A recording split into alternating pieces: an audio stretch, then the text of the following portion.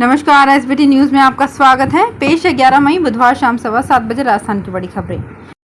भाजपा के राष्ट्रीय अध्यक्ष जेपी नड्डा ने बुधवार को राजस्थान के 11 जिलों में भाजपा कार्यालयों का वर्चुअल उद्घाटन किया।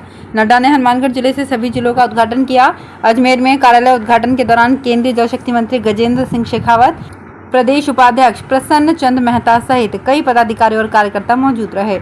जयपुर रोड स्थित भूनाबाई कांकरदा में बने भाजपा कार्यालय के उद्घाटन में जल शक्ति मंत्री गजेंद्र सिंह शेखावत ने दावा किया कि अगले साल होने वाले विधानसभा चुनाव में राजस्थान में भाजपा की सरकार बनेगी।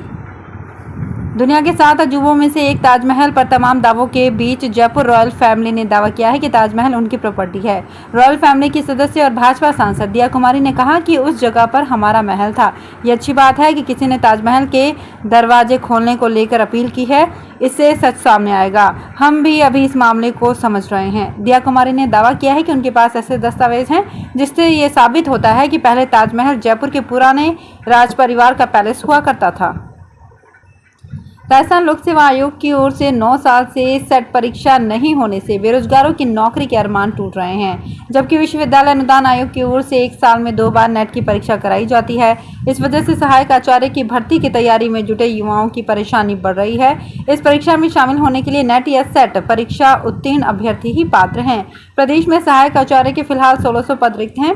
सरकार इन पदों पर भर्ती करने की तैयारी कर रही है। आरपीएससी ने आखिरी बार सेट परीक्षा 2013 में कराई थी। भरतपुर जिले के बयाना थाना क्षेत्र में सिकंदरा में 7 फेरे लेने के बाद 2 दुल्हनों को दहेज की खातिर छोड़ने का मामला सामने आया है।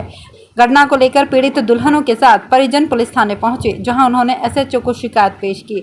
दोनों दुल्हन शादी के जोड़े में ही थाने पहुंच गई। बिहारी लाल जाटव के पुत्रों शिवशंकर और हरिशंकर ने दर्ज कराई रिपोर्ट में बताया कि उनकी पुत्रियों सुषमा और राजकुमारी की शादी 10 मई 2022 को ग्राम रामपुरा थाना गढ़ी बाजना के गौरव पुत्र उदय सिंह और पवन से हुई। शादी के बाद उनके ससुराल पक्ष के लोग अधिक दहेज की मांग करते हुए दुल्हनों को बिना लिए बारात लेकर लौट गए। राजस्थान में भर्ती परीक्षाओं के लिए सरकार ने नए नियम तय कर दिए हैं। प्रदेश में पटवारी, क्लर्क, वीडियो जैसे पदों पर एक ही परीक्षा से चयन हो जाएगा। एक कॉमन एलिजिबिलिटी टेस्ट से मेरिट के आधार पर इन पदों पर भर्ती होगी। सीएम अशोक गहलोत की अध्यक्षता में मंगलवार को हुई कैबिनेट की बैठक में इसको लेकर फैसला हुआ। अब राजस्थान में एसएससी की तर्ज पर समान पात्रता परीक्षा होगी। ये परीक्षा एसएससी की तर्ज पर होगी। राजस्थान में 1 जनवरी 2004 के बाद भर्ती हुए सभी सरकारी कर्मचारियों को पुरानी पेंशन देने का कानूनी प्रावधान कर दिया गया है। मुख्यमंत्री अशोक गहलोत की अध्यक्षता में हुई कैबिनेट की बैठक में पेंशन से जुड़े नियमों में बदलाव को मंजूरी दे दी गई है। नियमों में इस बदलाव से अब इस साल अप्रैल से रिटायर होने वाले कर्मचारियों को उनकी सैलरी का 50% देने का कानूनी प्रावधान हो गया है। इसके लिए राजस्थान सिविल सेवा पेंशन नियम 1996, राजस्थान सिविल सेवा अंशदायी पेंशन नियम 2005 और अलग अलग वेतन नियमों में बदलाव को मंजूरी दी गई है। उदयपुर में कांग्रेस के चिंतन शिविर की तैयारियां तेज हो गई है। इस शिविर के लिए कांग्रेसी नेताओं का उदयपुर पहुंचने का सिलसिला शुरू हो गया है। अब 13 मई तक ये सिलसिला चलता रहेगा। प्रदेश प्रभारी अजय माकन, कांग्रेस प्रदेशाध्यक्ष गोविंद सिंह डोटासरा, राजस्व मंत्री रामलाल जाट, धर्मेंद्र राठौड़, पुखराज पाराशर जैसे नेता मंगलवार को उदयपुर पहुंच गए। 13 मई से 15 मई तक उदयपुर में चिंतन शिविर होगा। वहीं 16 मई को सभी बड़े कांग्रेसी नेता बेनेश्वर धाम जाएंगे। शिविर में शामिल होने के लिए राहुल गांधी स्पेशल प्लेन या चॉपर के बजाय ट्रेन से आएंगे। राजस्थान टेक्निकल यूनिवर्सिटी की छात्रा प्रियंका को अमेरिकन कंपनी माइक्रोसॉफ्ट में 44 लाख का पैकेज ऑफर हुआ है। प्रियंका फिलहाल पुणे में एक सॉफ्टवेयर कंपनी में इंटर्नशिप कर रही हैं। मूलतः सुजानगढ़ की रहने वाली प्रियंका का पूरा परिवार काफी सालों से नेपाल के काठमांडू में बसा हुआ है। ऐसा दावा किया जा रहा है कि राजस्थान में पिछले 4 सालों में किसी इंजीनियरिंग स्टूडेंट को इतना बड़ा पैकेज नहीं मिला। प्रियंका ने नेपाल से कोटा आकर अपनी पढ़ाई की है। जेईई मेंस तो प्रियंका ने क्लियर कर लिया, लेकिन एडवांस क्रैक नहीं हो सका। राजस्थान में गर्मी का रौद्र रूप देखने को मिल रहा है। मई के पहले सप्ताह में ही गर्मी ने अपने तेवर दिखाने शुरू कर दिए हैं। पूरा राजस्थान तंदूर सा तप रहा है। पिछले सालों में मई महीने में राजस्थान के चूरू और फलौदी का तापमान 50 डिग्री सेल्सियस का रिकॉर्ड भी तोड़ चुका है। इस महीने की शुरुआती पारी इतनी धमाकेदार रही कि अंतिम दिनों तक कुछ जिलों में पारा 50 के पार होने की आशंका बन गई है।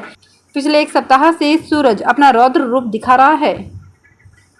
राजस्थान सरकार मरीजों को प्रदान की जाने वाली स्वास्थ्य संबंधित निःशुल्क योजनाओं का दायरा बढ़ा रही है ताकि प्रदेश के लोग इन योजनाओं से लाभान्वित हो सकें। लेकिन बीकानेर जिले के श्री डूंगरगढ़ उपखंड में हालात इसके विपरीत हैं। यहाँ 11 पीएचसी में स्वीकृत 107 में से 70 कार्मिकों के पद रिक्त हैं, जिसके चलते स्वास्थ्य सेवाओं पर विपरीत असर पड़ रहा है। सीनियर मेडिकल ऑफिसर का एक पद स्वीकृत है, वो भी रिक्त है।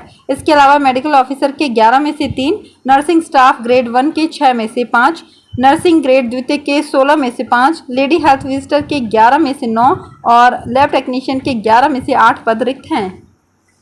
राजस्थान सहित सवाई माधोपुर जिले में इन दिनों कक्षा 6 से 8वीं तक की परीक्षाएं संचालित हो रही हैं, लेकिन इन परीक्षाओं के बीच ही राजस्थान राज्य शैक्षणिक अनुसंधान एवं प्रशिक्षण परिषद उदयपुर के संयुक्त निदेशक ने 13 से 16 मई तक विज्ञान मेला आयोजित करने का तुगलकी फरमान जारी कर दिया है।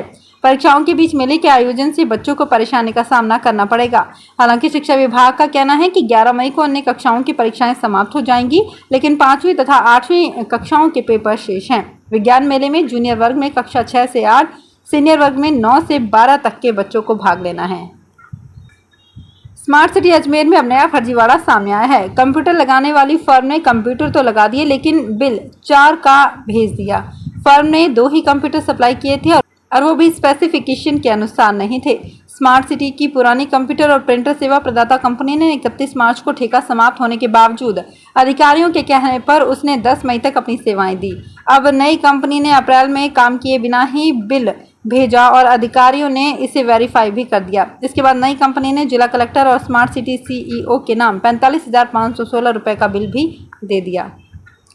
भगवान श्री राम में आस्था रखने वाले श्रद्धालुओं के लिए खुशखबरी है। भारतीय रेलवे का उपक्रम IRCTC रेल मंत्रालय भारत गौरव पर्यटक ट्रेन का संचालन शुरू करने जा रहा है।